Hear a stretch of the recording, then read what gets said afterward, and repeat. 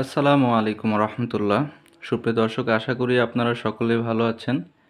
এই ভিডিওতে আপনাদের জন্য খুব উপকারী একটি বিষয় শেয়ার করব, যে বিষয়টি আপনারা আপনাদের বাস্তব জীবনেও অনেক কাজে আসবে। সেটা হলো, আমি আজকে যখন কম্পিউটারে কাজ করতেছিলাম, মানে ল্যাপটপে কাজ করতেছিলাম, তখন হঠাৎ করে ল্যাপটপটা দেখলাম বন্ধ হয়ে গেল এবং তখন চার্জে লাগানো ছিল। তখন এবং একটা পুরা পুরা গন্ধ আসতেছিল। তো আমি খুব পেরেশানি হয়ে গেলাম, কি ব্যাপার, কি করা যায়। এখন তো তার মানে কিছুদিন আগেই আমি এটা সার্ভিসিং করেছি, প্রায় 5,000 টাকা খরচ গিয়েছে আমার এটার পিছনে। এসএসডি কার্ড লাগিয়েছি, তারপর আরও আনুষঙ্গিক কিছু কাজ এখানে করেছিলাম, যে কারণে 5,000 টাকা চলে গিয়েছিল। এখন আবার নষ্ট হয়ে গেছে, এখন আবার সেই এলিফ্যান্ট রোড যাও, কারণ ভালো সার্ভিসের জন্য ভালো জায়গায় যাইতে হয়। তো কি করব আমি বুঝতে পারতেছিলাম না। তখন আমি আশা ছেড়ে দিলাম যে যা, আর এই ল্যাপটপই চালাবো না। তো পরবর্তীতে কিভাবে সমাধান করলাম সেটাই মূলত এই ভিডিওতে বলার উদ্দেশ্য। তো পরবর্তীতে আমি অনেকক্ষণ মোবাইল টিপাটিপি করলাম, পর হঠাৎ করে খেয়াল করলাম যে আমি একটু সার্চ করি গুগলে, যে এটার কোনো সমাধান আছে কি না। কারণ ইউটিউবে তো মোটামুটি সব কিছুই শেয়ার করা, মানুষের অভিজ্ঞতা শেয়ার করা হয়েছে ইউটিউব সেকশনে। সবাই যার যার মতো তাদের অভিজ্ঞতা শেয়ার করে। তো আমি লিখে সার্চ করলাম যে হঠাৎ করে ল্যাপটপ বন্ধ হয়ে গেলে করণীয়। তো তখন একটা ভিডিও আসলো, তো সেখানে বলল যে আপনার পাওয়ার লাইনে সমস্যা আছে কিনা সেটা চেক করুন। সেটা চেক করতে আপনার যে পিছন সাইড এটা খুলুন। তো আমি বললাম ভালো, তো তাহলে আমি একটু এটা খুলি।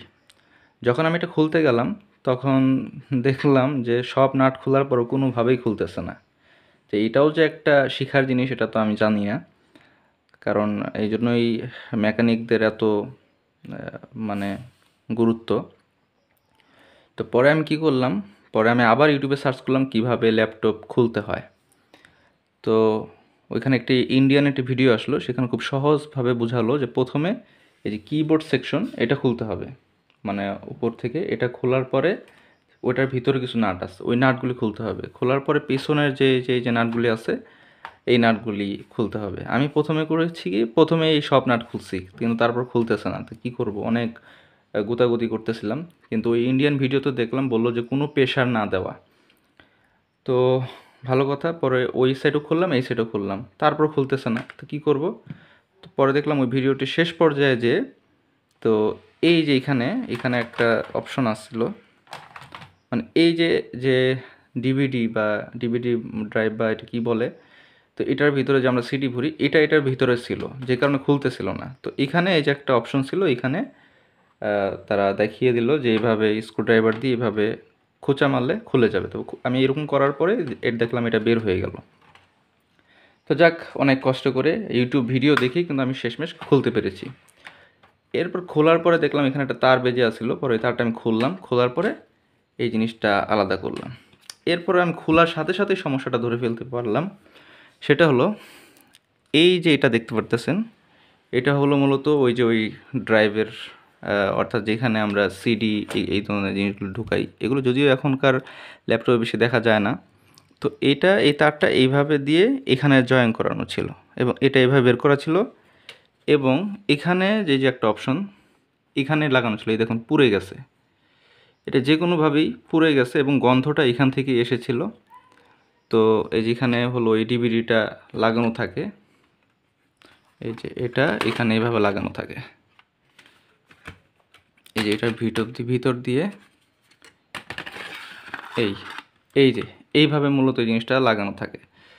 তো এখানের এই তারের সমস্যা হয়েছে। তো আমি ভাবলাম যে এটা তো আমি ইউজ করি না, তো এই তারেরও এত দরকার নেই, পুড়ে গেছে, পুড়ে যাক। তো পরে আমি এটা খুলে ফেললাম। খুলে ফেলার পরে আমি এই অবস্থাতেই ল্যাপটপ এই অবস্থাতে আমি একটু পাওয়ার কানেকশন দিলাম। দেওয়ার পর দেখলাম লাইন আসছে, অন হচ্ছে না। তখন আমি এই জিনিসটা একটু ঘষা দিলাম, একদম নিজের। এখন এর মানে এই না যে কাকতালীয়ভাবে ঠিক হচ্ছে, এরকম কিছু না। এটা দ্বারা আমি এটাই আপনাদেরকে বোঝাতে চাইতেছি যে আপনারা আপনাদের সমস্যাগুলি আপনারা ইউটিউব থেকে আপনি নিজে সমাধান করার রাস্তা বের করতে পারবেন, যেমনটা এই যে আমি বের করেছি দেখুন। তারপরে আমি যখন এটা একটু ঘষা দিলাম এবং লাইন লাগালাম, এরপর দেখি অন হচ্ছে। তারপর আমি আবার ব্যাটারি দিয়ে চেক করলাম, তখন দেখলাম অন হয়ে গেল। তো যাই হোক, আমি খুশি হয়ে গেলাম। এরপর আমি আবার লাগাতে গেলাম, নাট টুট দিয়ে সব লাগানোর আগে হঠাৎ করে খেয়াল আসলো যে আমি আরেকবার চেক দিই, কারণ এই জিনিসটা আমি কী করবো বুঝতেছিলাম না। তখন আমি এই জিনিসটা এইভাবে ভিতরে ঢুকিয়ে তারপর আমি এই ব্যাটারি দিয়ে যখন চেক দিলাম তখন দেখলাম আবারও একই সমস্যা, অন হচ্ছে না। এখানে শুধু এই যে ইন্ডিকেটর একটা বাতি আছে, এই বাতিটা বারবার জ্বলতেছে নিভতেছে জ্বলতেছে নিভতেছে। তো কী করা যায়? পরবর্তীতে আমি এটা খোলার চেষ্টা করলাম, এটাও খুলতে পারলাম না। শেষমেশ এই যে এটা দিয়ে এইখানে মানে গুঁতা দেওয়ার ফলে এই জিনিসটা খুলে গেল। মানে ল্যাপটপের তারগুলি খুব সহজভাবে লাগানো থাকে, কোনো জয়েন দেওয়া থাকে না। অর্থাৎ এই সমস্যাটাই আমি বের করে ফেললাম।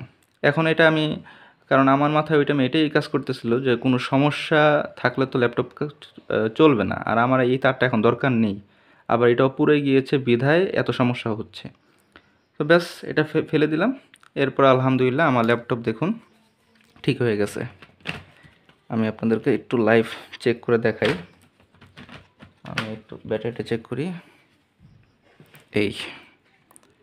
এবার আমি পাওয়ার বাটনে ক্লিক করতেছি।